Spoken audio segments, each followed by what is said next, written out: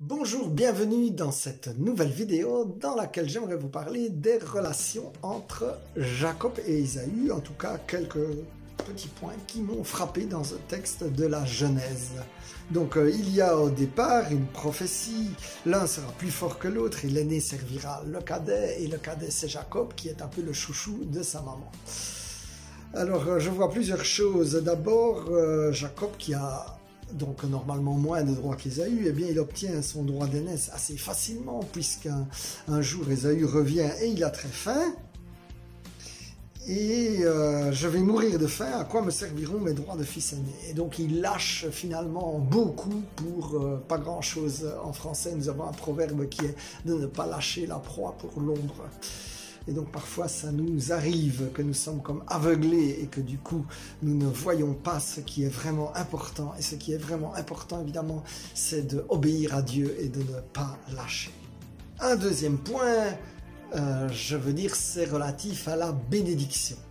Eh bien le Père donne la bénédiction, donc par une petite magouille, puisqu'il confond ses deux fils et donc c'est Jacob qui reçoit cette bénédiction.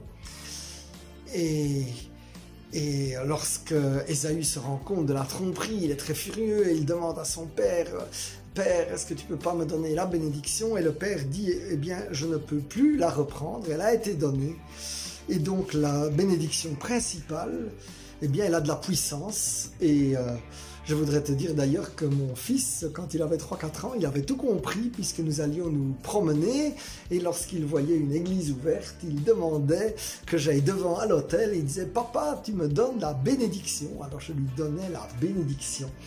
Eh bien, cette bénédiction du Père, à l'époque de la Genèse, eh bien, il se battait pour l'avoir. Alors il y a une bonne nouvelle mon frère, ma soeur, c'est que si ton père terrestre ne t'a pas donné la bénédiction, un père spirituel peut te la donner, mais aussi le Père du ciel te la donne. Il te la donne. Et donc qu'est-ce qu'il donne comme bénédiction? Ça vaut la peine de relire ce texte que le Père dit.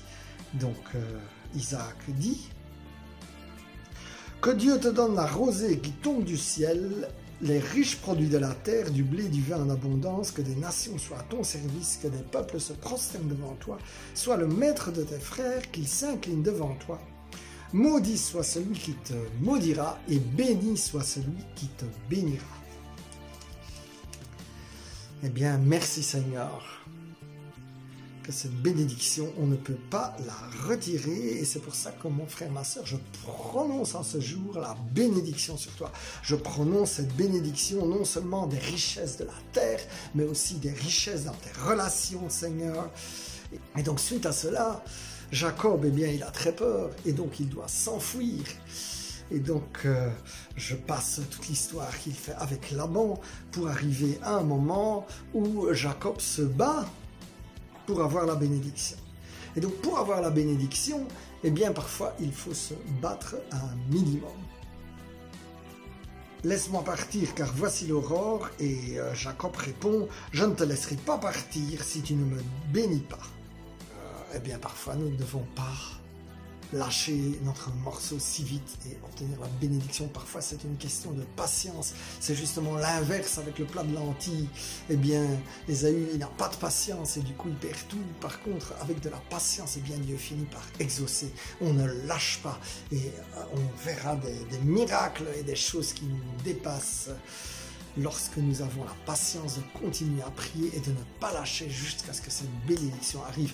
Et ça, je peux témoigner dans ma vie qu'il faut une certaine ténacité, que j'ai eu une certaine ténacité et puis que j'ai vu Dieu agir. Moi, je me souviens, je rêvais par exemple d'être actif au service d'église et je voyais strictement pas qui pourrait m'inviter et où je pourrais aller, et puis en un coup, ben, Dieu il a ouvert des portes qui me dépassaient complètement. Mon frère, ma soeur, eh bien je voudrais vraiment te donner cette bénédiction aujourd'hui. Cette bénédiction est t'encourager vraiment à avoir de la patience, même si tu ne la vois pas arriver, de ne pas lâcher la proie pour l'ombre et de continuer à croire que Dieu va exaucer et qu'il va finir par te bénir. Et en tout cas, il te bénit déjà, mais que tu verras les fruits de cette bénédiction. Alors, je te loue et je te bénis, Seigneur Jésus, pour la vie de mon frère, pour la vie de ma sœur. Et je te prie que vraiment ta gloire se révèle dans sa vie, que pour sa grande joie, Seigneur, et pour la grande joie de tous, Seigneur. Alors, merci, Seigneur, que tu ouvres des chemins de bénédiction parce que tu es le Dieu qui bénit. Amen, amen, amen.